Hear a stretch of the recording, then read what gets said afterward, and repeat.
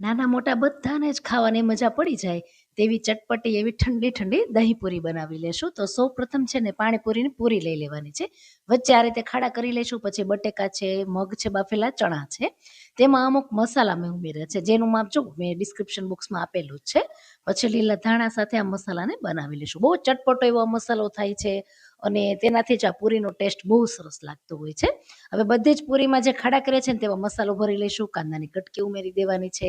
સાથે ઝીણા ઝીણા સમારેલા આપણે ટમેટા ઉમેરી દેવાના છે. પાણીપુરીથી એકદમ અલગ લાગતી આ પૂરી એટલી સરસ ટેસ્ટી લાગે છે. હવે જો તીખી ચટણી ઉમેરી દેશું. ચટણીઓ છે ને અહીં થોડી ઘાટી રાખવાની છે. ગળી ચટણી છે આંબલી અને ગોળની, ત્યાર પછી ગળ્યું દહીં છે. તો દહીંને છે ને થોડું ફેટી લેવાનું, એટલે બહુ સરસ એકદમ ક્રીમી ટેક્સચર તેનું આવી જાય. તો બધી જ પૂરીમાં દહીં ઉમેરાઈ જાય પછી સેવ ઉમેરી દેશું. અને અહીં જો આપણે મસ્ત મજાના દાડમના દાણા ઉમેરી દઈએ, એનો ટેસ્ટ પણ ક્રન્ચી એવો બહુ સરસ આવે છે પૂરીમાં. ફરીથી તીખી ચટણી અને ફરીથી ગળી ચટણી ઉમેરી દેશું અને સાથે ઉપરથી દહીં પણ ઉમેરી દેવાનું છે.